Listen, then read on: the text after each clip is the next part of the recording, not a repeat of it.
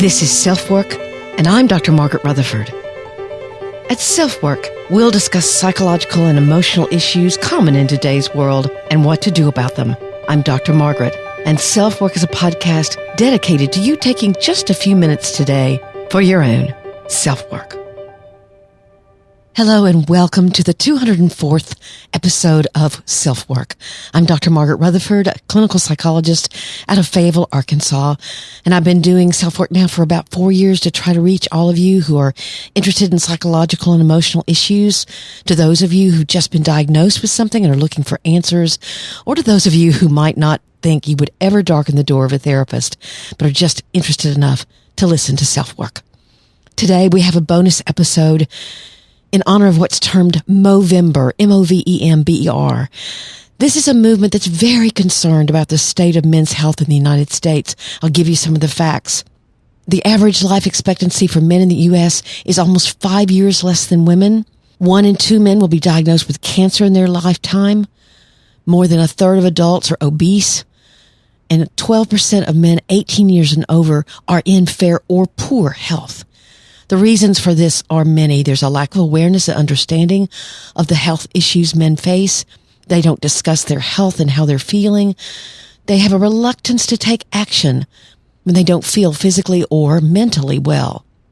Also, men are more likely to engage in risky activities that threaten their health. They deal with more stigma about mental health, and they're actually 24% less likely than women to have visited just a medical doctor within the past year. I myself have seen firsthand how extremely difficult it is for men to seek help or open up at all about what's going on with them. So I thought about who I could approach to help achieve Movember's mission here at SelfWork. Someone who's leading the way in trying to help men understand that their vulnerability can be a strength. And one person immediately came to mind. That person is Lewis Howes, and he graciously agreed to be interviewed. If you don't know about Lewis, I'll read a bit from his personal bio. Before he became a media sensation for empowering people and sharing greatness across the globe, he certainly had his share of obstacles. He had a learning disability, which led to being alone and bullied in school. He was sexually abused as a child, and he ended up broke on his sister's couch.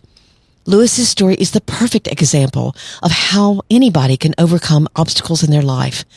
Fast forward then a few just short years, and he became a New York Times best-selling author of the hit book, The School of Greatness, and his more recent book, The Mask of Masculinity.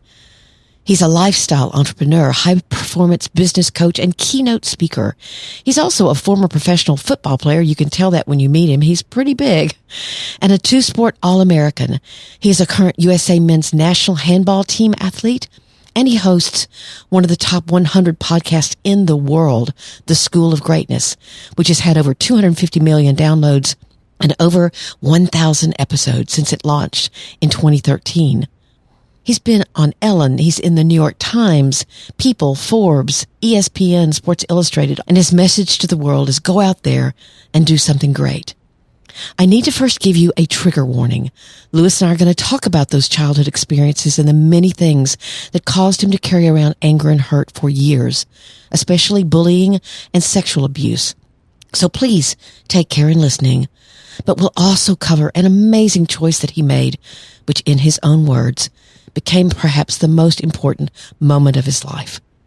But before we get to the man himself, here's a brief message from me and BetterHelp, where there's a special offer from them to you.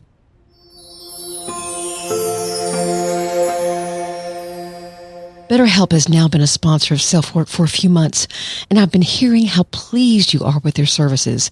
I couldn't be more excited about that, as by now you know I'm a huge believer myself in the power of therapy. What is BetterHelp? It's an online therapy service that has earned the #1 ranking for the quality of their service to their consumers.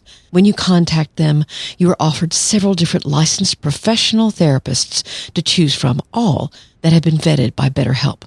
You can have sessions via video, text, or phone, and I found, because of course I checked it out before recommending it to you, that each therapist was very available, literally a text away, and made some of the same therapeutic suggestions to me that I'd offer myself as a therapist.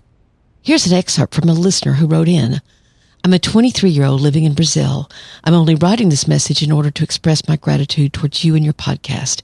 Having anxiety disorder, I always felt like I needed therapy, but I was too anxious to start it. With SelfWork, not only I've learned some valuable insights about dealing with my condition, but also the basics of how therapy sessions work, which allowed me to finally get some courage to start it. With the coronavirus pandemic, I'd also been concerned about attending personal sessions, but then I learned about BetterHelp in your podcast, and it sounded just perfect for what I needed. I've been getting online counseling from BetterHelp for 6 weeks now, and I feel like it's been helping me a lot. That's just so wonderful to hear. And now BetterHelp has a special offer for you. 10% off the first month of sessions if you use this link. Try BetterHelp.com/selfwork. That's trybetterhelp, HELP.com/selfwork.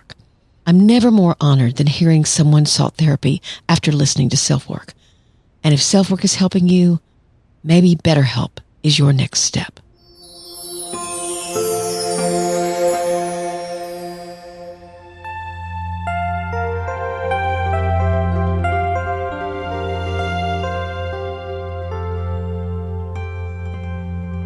I was so honored to actually be a guest on Lewis's The School of Greatness last year, and I'll include the link to that show in your show notes.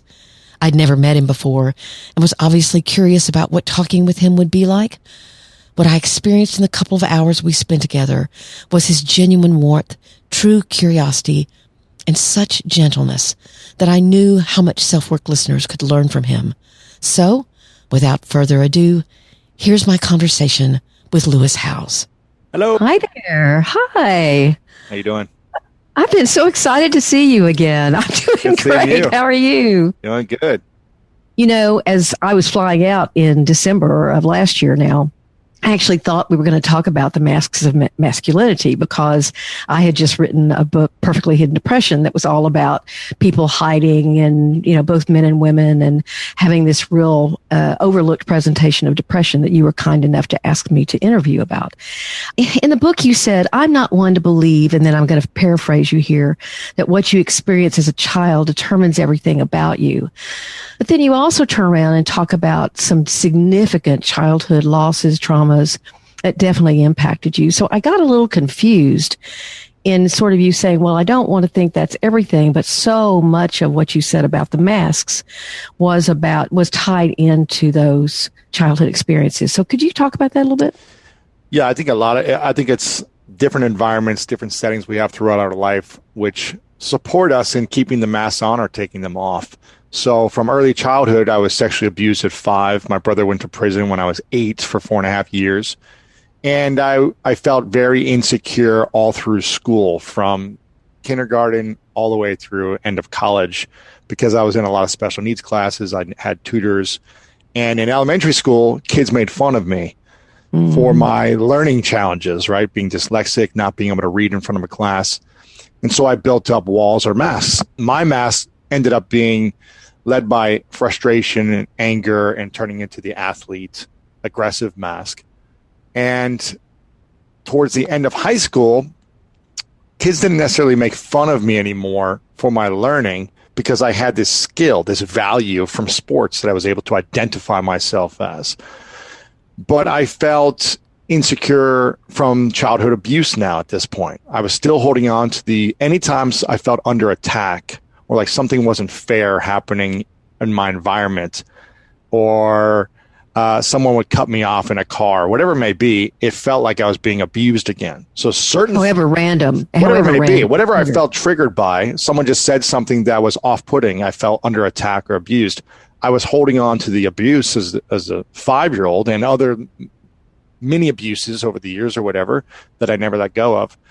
But I wasn't necessarily holding on to the certain things that happened to me when I was in elementary school, when I was in middle school, from the learning challenges, because I had built up something else as an athlete.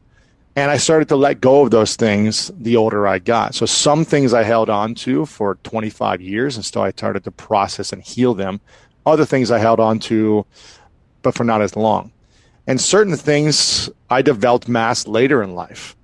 You know, so it wasn't all from childhood, but I think a lot of it stemmed from that. Did anyone ever officially diagnose you with PTSD or anything like that? No, I don't think I never went to like a psychologist or a doctor or anywhere to diagnose that. I'm kind of self-diagnosed dyslexia just because when I read and write, the words all mix up. I misspell everything constantly, even today, which I don't know how I'm functionally able to even write emails today. But it's just always been hard. Like, it's very hard for me to comprehend when I'm reading something. And I just get very tired.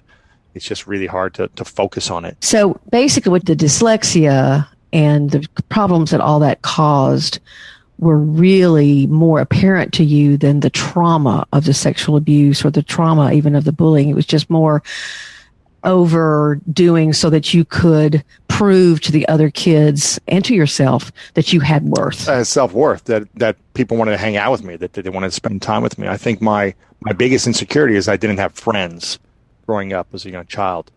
And I felt like originally they were making fun of me because I wasn't good in school, because I was in special needs classes, because I couldn't read aloud in front of the class, so they would laugh at me. And that's what, and then instances would happen where I got picked last on the playground. I remember that story. So I would get picked last, and I remember saying, okay, I'm stupid. They make fun of me. I'm in special needs classes. I'm getting picked last in sports.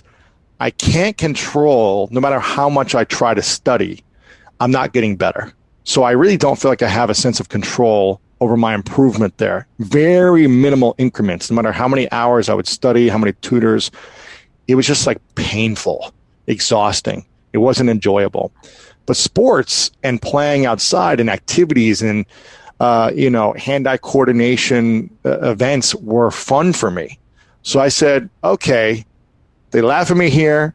They laugh at me in sports and in school, but I like sports. Let me go all in on this and try to find value here. Let me get better so they'll never make fun of me or pick me last again here. This is something I felt like I had more control over. So this was in 4th grade. And so for the next 4 years, I pretty much spent the entire afternoon after school at the playground, at the basketball court, playing pickup games, playing sports, baseball. So every sport I could play, I would do it until after dinner, right? I wouldn't even come home until it was like I had to come home. My mom would be like worried. And eventually when I got to end of middle school, early high school, I became one of the best athletes in the school and had a lot of recognition, a lot of value as a starter, as a varsity player, as a freshman, all these things. As a star. Yeah. And so now it didn't matter that I was ignorant in school or struggling in school. They didn't make fun of me because I had the value over here. So I didn't worry about that as much.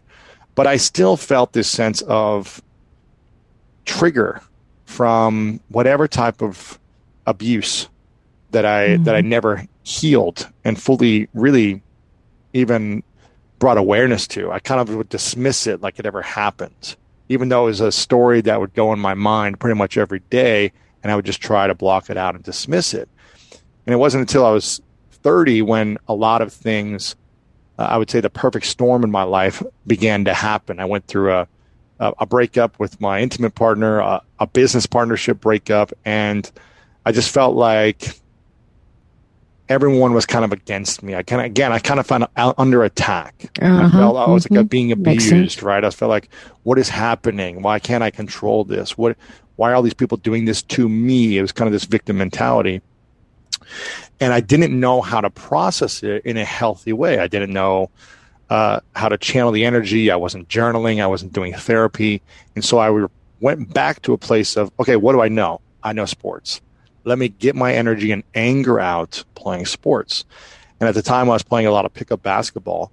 And after a few weeks of playing pickup basketball, I ended up just reacting constantly in these games that were meaningless, fun games. But when someone would say something to me to try to get under my skin, when someone would elbow me and I felt like it was unfair, it was like someone was trying to kill me. And I would react in that matter of, don't ever try to touch me, abuse me, say something negative to me because I will destroy you. It was kind of my mentality. And I would react for many weeks without actually getting into a physical fight, but I would react with anger and aggression. And one day I ended up kind of exploding, like all the anger came out, and someone actually headbutted me and physically hit me. And as a man growing up, you were taught never to start the fight, but always to finish the fight. And so, okay, he hit me. It's fair game. Now I can do whatever I want. And ended up getting in a fight on a basketball court. And remember having so much anger in that moment. And about an hour later, reflecting and being terrified, thinking, what did I just do? Why did I do this? I could have hurt myself. I could have hurt the other person. Both of us were fine at the end of the day, some bruises and scrapes and things, but something bad could have happened. I could have ruined everything that I built for myself. I'm sitting here thinking about Bessel van der Kolk's book, The Body Keeps the Score, because of course, you felt in your gut that you were going to react to being manipulated or being, actually, that's not the word, being overpowered. Mm-hmm.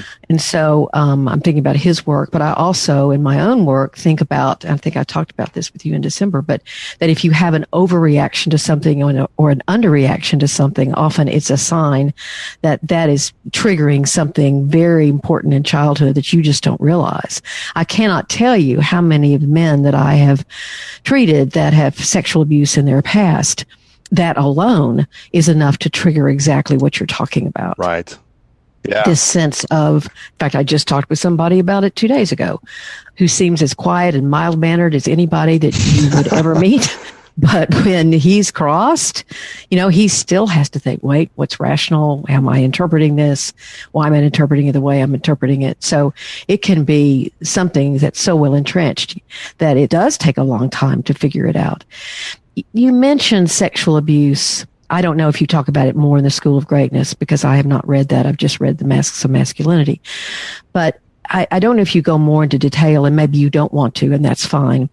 But I'm just wondering what through the years has stuck with you about how that experience set you up for just this kind of anger or the masks or whatever. I can't tell you how many people I've also worked with through the years. They're somewhat flabbergasted that something that happened to them when they were 4 would still be having an effect when they were 40. And this is mostly men who will look at me and say, I just don't get it. I think this is a bunch of hooey. Mm-hmm. I think, well, tell me one of those memories. And I remember this guy who said, he was laughing up a storm, and he said something about how his mother used to throw rocks at him and scream at him that he wasn't going to amount to anything. And I said, don't you have a grandson? And he said, yeah. And I said, could we walk him out and go get some rocks and throw them at him and say, scream at him, you're not going to. And he just got this stunned look on his face and said, well, no, that would be horrible. And I said, so you're that little boy. Mm. You have lost sight that little boy lives in you somewhere and remembers that moment and needs to heal from that moment. So what kind of work have you done there, if, again, you feel comfortable talking about it? I mean, it's been a daily healing journey in the last 7.5 years as I started to open up about it. I ended up, after that kind of, perfect storm of breakups with business and intimate relationships and then this fight, I was like, okay, something's off. On the outside world, I've built this successful business. I've got this brand, whatever, accomplishments, but I couldn't sleep at night ever. Most of my life, I would have to just ruminate in the middle of the night. It would take me for hours to fall asleep. And I didn't know why. So did you remember the actual abuse, or was it just? No, I remember it. It was. I mean, I remember it. I mean, I vividly can imagine it right now. It's not like it's always been in my mind. And I remember the scene, the setting, the taste, everything. And it was I would think about it pretty much every day, but it was just kind of like a quick thought, and I'd sweep it under the rug type of thing until I finally brought it to the surface. And when I brought it to the surface, it was probably the scariest thing I ever did, because I thought I was going to die by telling someone. And my friend who was with me on this basketball court when I got in this fight, he was really the catalyst, because he was like, Lewis, I don't want to hang out with you anymore if you're going to be this way. Oh, wow. Like, I don't really even recognize you in this setting. Like, I don't feel comfortable playing basketball with you because you're just going to always react and get in a fight. Like, I don't want to be in this environment. And that was really like a wake up call. I was like, oh, my best friend doesn't want to hang out with me. I was like, okay, like it's not the world, it's me. I'm the common denominator here of like all these breakups and fights. It's like I'm the one who's involved. It's not everyone else trying to come at me.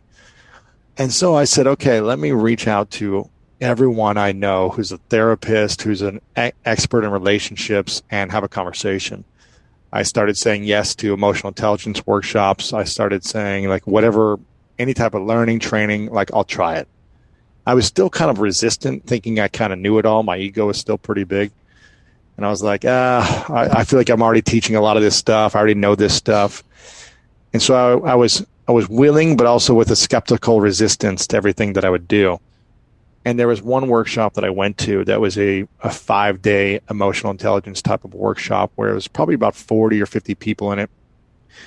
And for the first 2.5 days of this 5-day experience, it was kind of like group therapy without really knowing it. We would go through all these kind of dyads, small group exercises, big group exercises, talking about past and interpretation and victim versus responsibility and creating scenarios and sharing. It was kind of like, okay, we were talking a lot about our past. And then it was the midway point, the facilitator and trainer of this workshop said, okay, we're going to move into the future that you want to create for yourself. We're going to start thinking of the vision you want to have for your life, how you want to lead your life, the goals you want, like the energy you want to experience, the people you want to be around, the environment.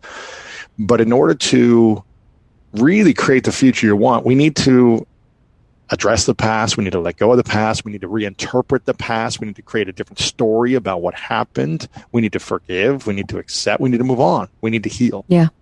Mm-hmm. And he said, so if there's anything you haven't addressed yet about your past, now is the moment, because we're moving forward, and you can't really move forward with a full light energy and heart if you're at least not addressing it and not working on it and healing and processing. He's like, you really can't with a full life if you're holding on to it. You could, but you may not have peace in your heart type of mentality. And I was thinking to myself, okay, I talked about a lot of these things. I talked about my parents going through divorce, which half the room did, how that affected me. I talked about my brother being in prison. I talked about kids picking on me, bullying me, all this stuff, feeling insecure. I talked about the relationship heartaches I went through, all the stuff that I was pain from my past. I shared, I experienced, or I journaled, I processed during these days.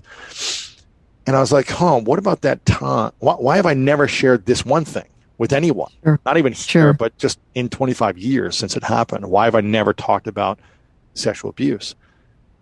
And for whatever reason, I think I was just so committed at this point. I was like, I'm willing to try anything. I'm here. Like, people are opening up and being vulnerable. Like, let me at least see what happens if I go all in on this moment. And it was terrifying, but I'm sure it was. But I just stood up right in front of the room. And the funny thing is, I looked back at it and I couldn't look anyone in the eyes. So I was looking down the whole time because I was so ashamed of what I was about to share. And I just I shared the entire story as like I was that 5-year-old boy reenacting everything for the first time. And it was terrifying. I was trembling, but I shared it. And then I went to sit down right afterwards. I couldn't look up at anyone. I went to sit down. And then I look up to the person next to me, and these two women were on each side of me, kind of sitting next to me. They're bawling. They're crying. They're hugging me. They're shaking. And all of a sudden, I'm just like being hugged by two women. And I start convulsing and just, it's like 25 years of hurt, pain just starts coming out of me. And after 30 seconds, I run out of the room. I'm so scared, embarrassed, nervous, like everything. I'm like, I don't know. Are people going to accept me? Are people just going to make fun of me the rest of my life if they knew this about me? No, it's out. It's out. Yeah. And how could anyone love me if they knew this about me? If I was... I mean, I've got tears in my eyes just listening to you. So I'm like, okay, blink. I think that was the fear. It was like, will anyone accept me or love me if they really knew my biggest shame? And I remember I ran out of the room. We were in like a hotel kind of conference room. I ran out of the hotel outside, kind of like in a back alley. And I was just crying alone for the next few minutes. And it was probably one of the most beautiful moments of my life what happened next. I was leaning against a wall, kind of crying, putting my head in my arm, and a man taps me in the back of my shoulder and turns me around. He hugs me. He looks me straight in the eyes, and he's like, "Lewis, you're my hero." He's like, "I'm 55 years old. I've got 5 kids. I've been married for 25, 30 years. My wife doesn't know. This happened to me when I was 9. And he started to tell me his story. And he's like, wow. I've never told anyone.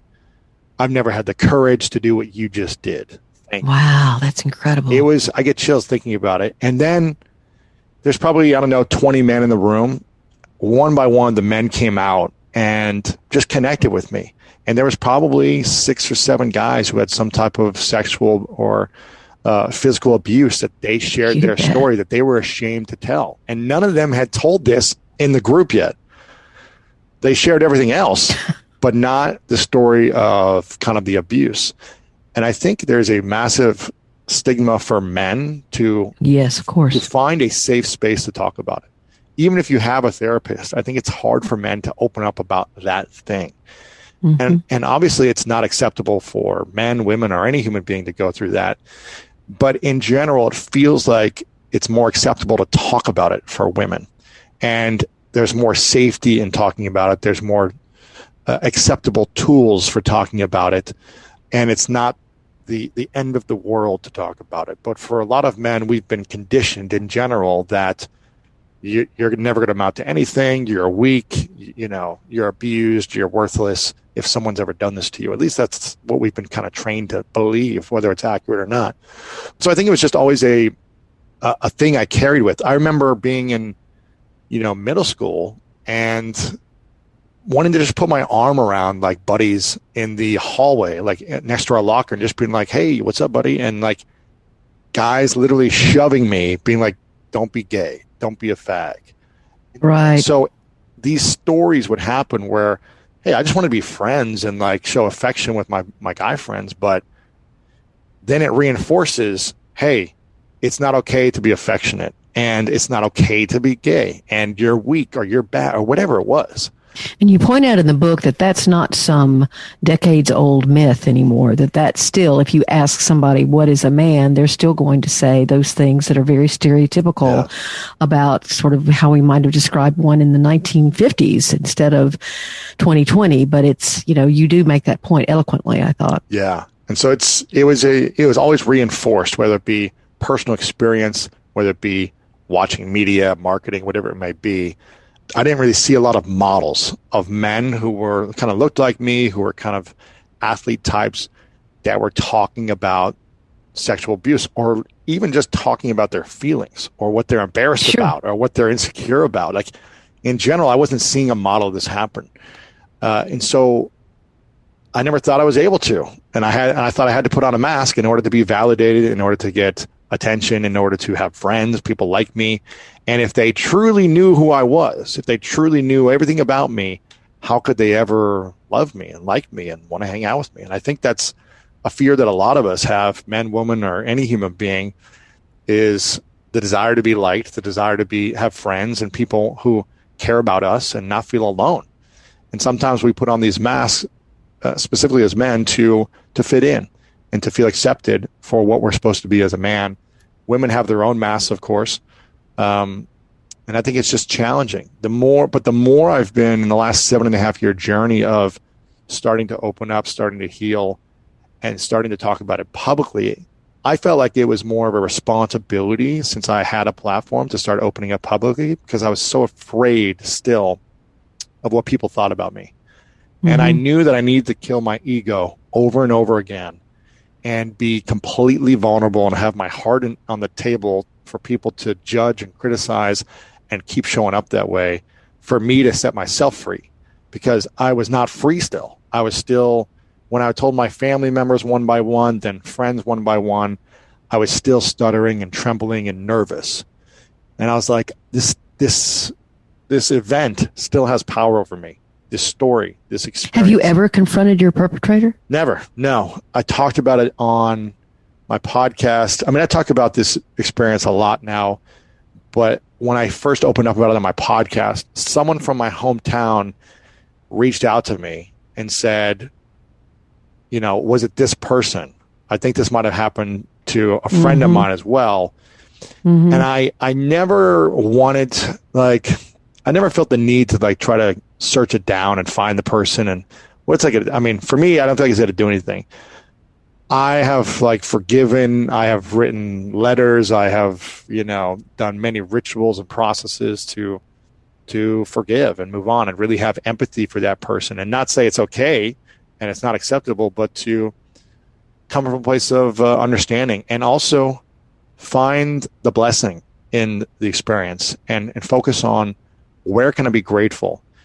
Never wanting this to happen to anyone, and this shouldn't have happened to my 5-year-old self, but how can I use this in service of others? How can I use this for good?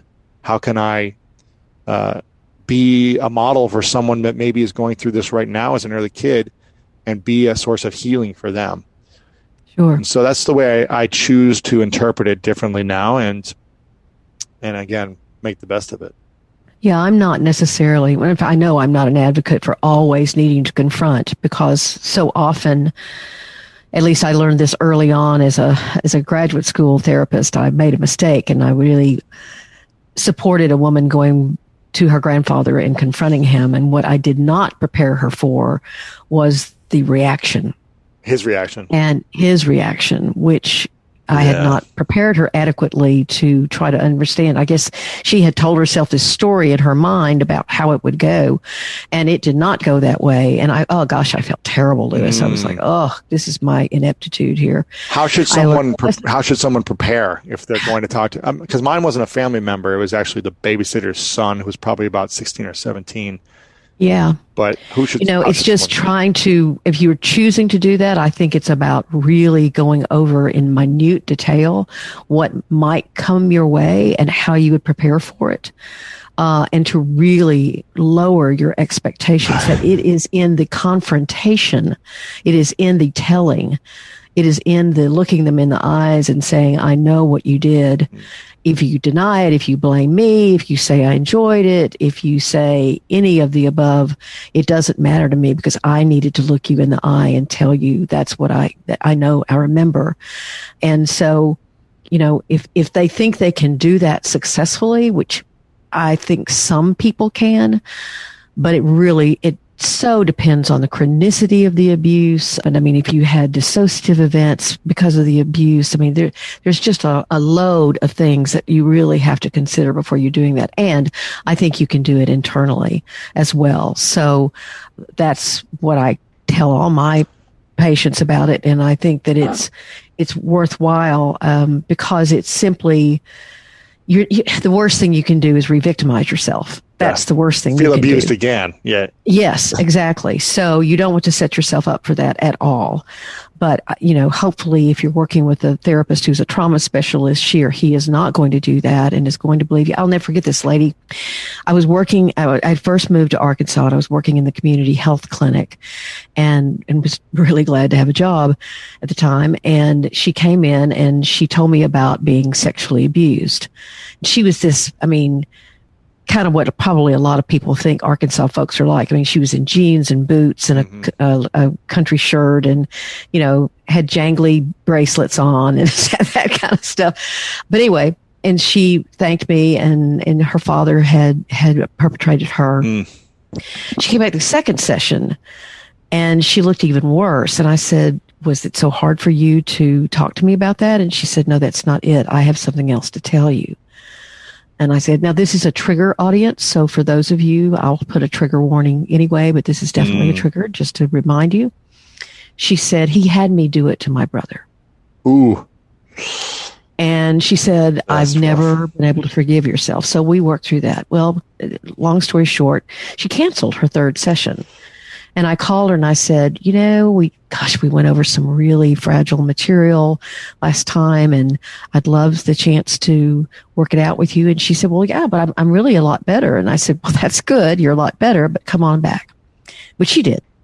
And we did work a handful more sessions. But she looked at me and she said, I had imagined all my life the look I would get from someone who was listening to me if I told them that I had just made up this story about I would be shunned. They would look disdainful. They would look shocked and disgusted.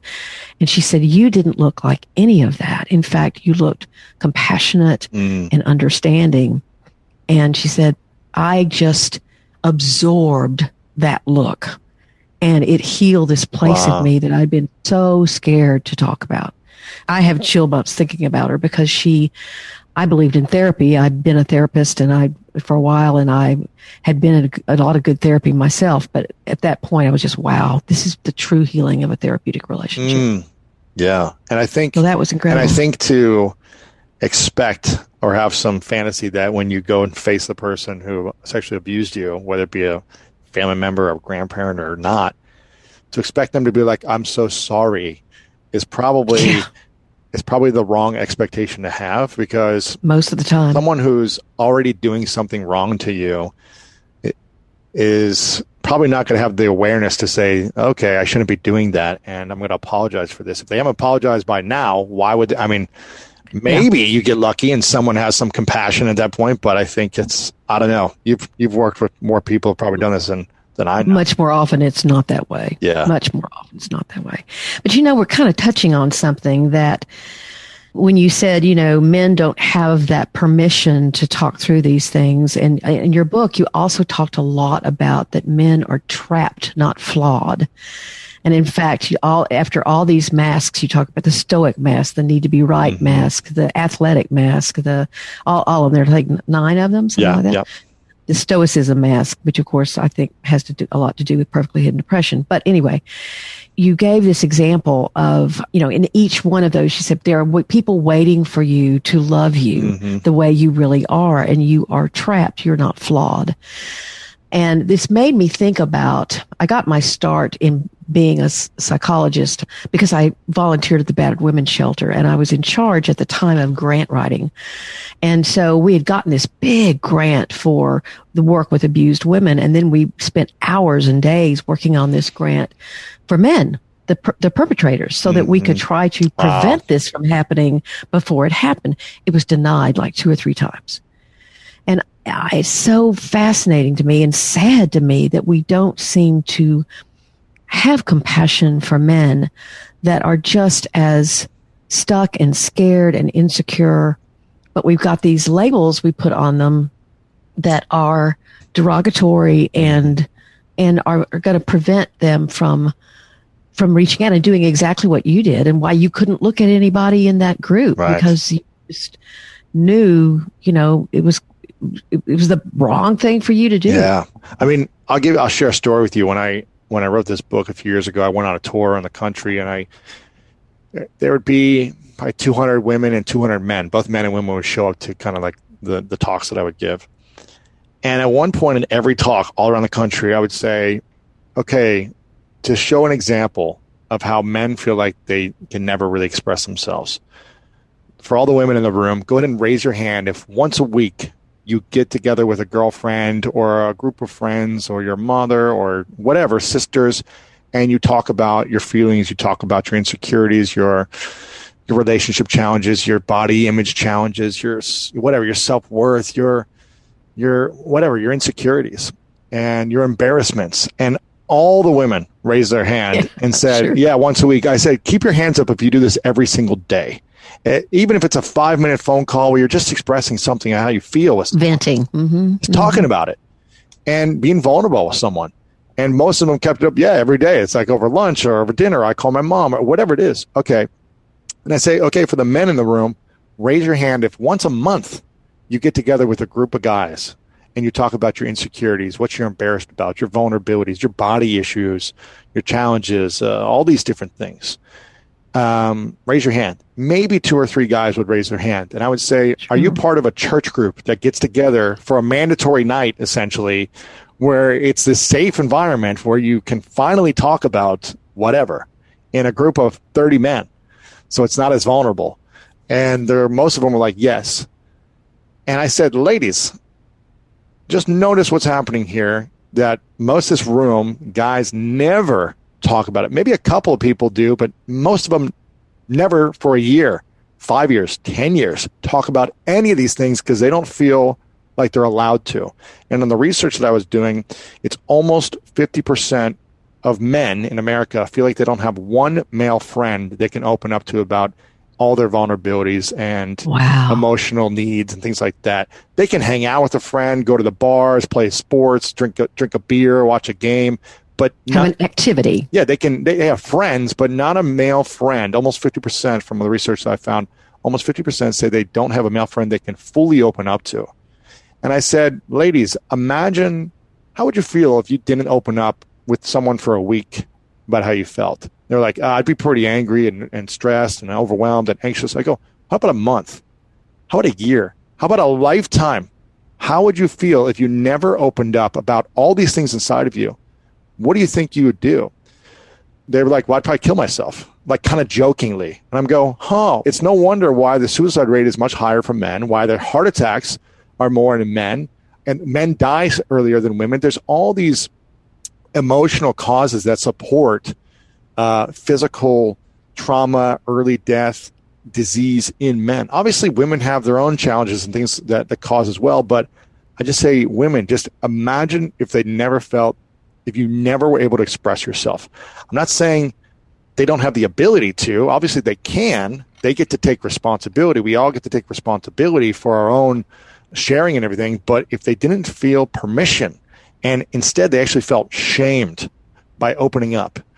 And I said, ladies, sometimes, not all women do this, but sometimes I'll hear this from women that'll say, I wish my husband was more emotionally available. I wish he was more sensitive when I'm sensitive. I wish he would show emotion and cry sometime. He never does this, right? I'd hear this conversation. I don't know if you ever hear this. Oh, yeah. It's right? Somewhat familiar. Right, somewhat familiar. and then sometimes these men will say, okay, you know what? When she's sensitive and emotional and she wants me to open up, I'm going to fully open up.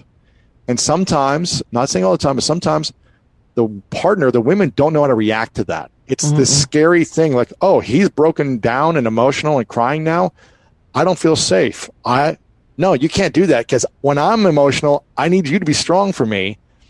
Exactly. And then he's like, in his mind, I'll never do this again because she's shaming me or she feels unsafe or if she feels undesirable. And so I'm never going to create that emotion for her again. So let me be stoic. Let me be emotionless. Sure. Let me be strong. Let me always be there for her when she's crying. When I feel like I was more sensitive than most of the kids I grew up with, men, boys and girls, I was crying all the time. I was very sad, insecure, like sensitive young boy. And I feel like women don't realize that young boys are just as sensitive as young girls and have just as many emotions and feelings. And if we don't have the ability to process these things, I think it's a recipe for disaster. And I look back in the last decade to all of the mass shootings in America, to all the bombings, to all of the racial marches in Charlottesville. I think it was Charlottesville with all the men marching, all the racism, all the political dis-ease. What's the common denominator? All these events happen from men who are angry, who, when we learn later after they commit suicide, after a mass shooting or whatever it is, we learn that they really never felt the ability to process their emotions or to feel like someone cares about them or that they feel loved. And so Imagine being trapped, feeling trapped. I'm not saying it's all their responsibility, obviously, but just imagine that feeling that you don't have anywhere to go. It's very challenging. Do you know Lisa Feldman Barrett's work? Do you know her work? Don't, but it looks cool. Oh, you should. I should check that out. And I'm going to probably crucify what her theory is, but I'm going to take a chance and talk about it. She talks about how emotions aren't made like we all have neural receptors or neurons that are just set and ready to be turned on. Oh, that's my tenderness neuron, and this is my happy neuron, and this is my sad neuron, that suddenly we'll have these experiences. She says, actually, your brain is just this silent thing that all it has to formulate emotions is what you receive. And if you don't receive anything, it doesn't have this label for it. It's like, if you've never experienced tenderness, you will not know what tenderness is. And it helped me understand so much, because sometimes I will work with my male patients and they'll say, Margaret, I don't know what you're talking about. I don't know that feeling. And I've always gone, well, that's a product of association, or it's a product of repression, or it's a product of just shame or whatever. But I can't wait to read the book, because again, if she's onto this, it's a huge confrontation of the way we think about emotion. And she's done all this research. And I had that sort of synergistic occurrence. Like, I came upon her work like 3 or 4 times in a 2 or 3 week period. And I said, I gotta get it. Yeah. So I'm a babe in learning about it, obviously, but I think it's fascinating and really helps me understand. Some women say that to me too, but many more men say that to me. This memory is coming up in my head too. I had this big guy. He was a big construction guy. He was a fisherman. He was in college. And the reason why he came in to see me was that his best friend had been killed in an accident, and it just shattered his world. He was actually supposed to go on that fishing trip with him, and he usually drove, and the guy was driving, and it just had all these complexities to it. And I saw him several times over the next 3 or 4 years. And I just gradually watched him begin to risk this unfolding. And sure enough, I can say this, his younger brother had an accident that had really impaired his ability to think. And I mean, he had some neurological damage. And so all the family's attention went to this young man, which is understandable.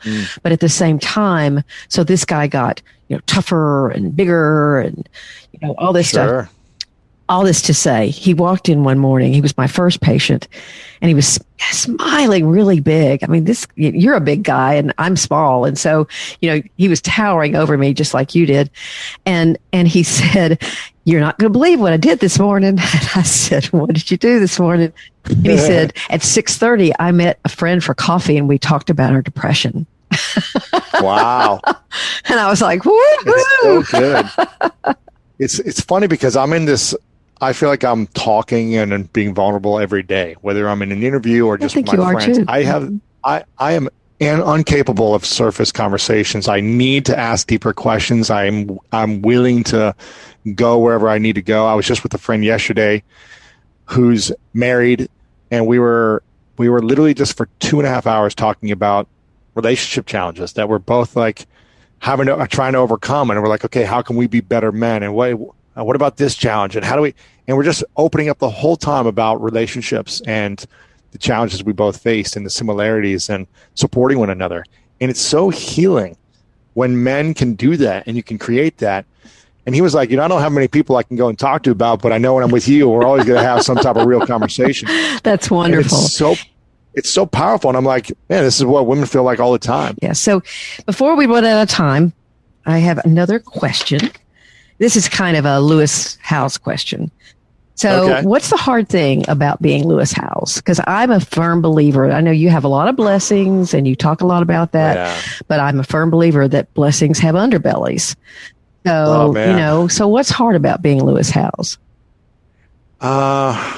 It's true because my buddy's like, he'll always say, it's good to be Lewis Howes, and I'm like, but the responsibility to build a business, constantly generate revenue to pay a team, hiring new people, the responsibility to always people come to me for answers and try to always bring a positive light. Kind of that responsibility, that weight of, you can't really have a day off. You can't just kind of relax and make a mistake because then that's what everyone's going to hold on to is just like this mistake or this thing. And that's why I just try to say I'm never perfect. I'm always making mistakes. I try to talk about them as often as possible so that I'm not afraid of them. But people, the judgment of people holding on to maybe one word that I misinterpreted or whatever it may be and trying to run with it, kind of that weight. So that's something that I face, but I also don't let it consume me. I try to constantly process and trust the process of life and know that any type of thing is happening for me. Any type of struggle or challenge, it's all in my favor to benefit me in the future. Even if it affects my ego or business or relationships now, it's supporting a greater version of me. For me, I want to serve people. I want to serve more people if I can. And I'm constantly trying to improve to impact the people that want to listen or want to watch. And so, but I'm also allowing myself to be a human being. And I think it's challenging being in LA and being kind of the cancel culture that LA has had this whole last couple of years for whether things are 100% accurate and true or not. There's just like, okay, I just try to constantly share my vulnerabilities and challenges and mistakes, because it's kind of like, I love the movie 8 Mile, where he's like, I don't know if you ever watched it, where he's just like sharing all the things that are wrong with him so that no one can say anything wrong about him anymore. That's right. And it's something I try to do as often as I can. So we're all learning. Well, Brene Brown certainly has brought that point home of, vulnerability is actually strength. So, So if you can talk about it and let it be known that you know all about it, then that gives you a certain kind of empowerment. That's pretty amazing. Yeah. Pretty amazing. And my life has only improved the more vulnerable I've become over the last 7.5 years. It's only benefited the external areas of my life, but my inner world, my peace, my heart has only expanded, and my inner peace has only cultivated even more so because I'm able to sleep at night. Like, I can sleep within 5-10 minutes, whereas it used to take me an hour and a half. So I just feel better by being vulnerable. And I think if men could even just start the practice, I'm not saying you need to share everything that you're insecure about in one phase, but find one guy friend, find a partner, find a therapist, a priest, whatever. Find someone that you can have an honest, real conversation with, and do it often, because it'll allow you to cleanse your heart, it'll allow you to cleanse the challenges you're going through, and just have more peace. Well, somebody will say to me, well, I'm not a psychologist, but as I look at, wait, you don't have to have letters after your name to have an opinion and be helpful. So, thank you so very much. I told you before we kind of got started how much I appreciated being on your show back in December. And certainly we appreciate it here at SelfWork. And I know my listeners are going to love this. And so thank you, Louis, very, very much. Of course. I appreciate it.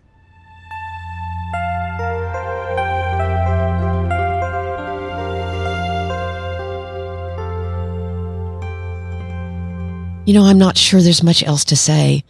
Again, Louis's podcast is The School of Greatness.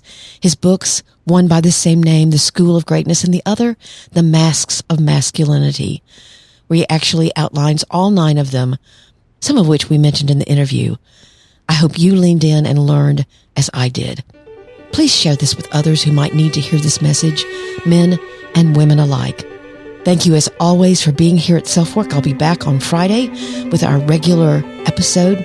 You can email me at askdrmargaret@drmargaretrutherford.com. Take very, very good care.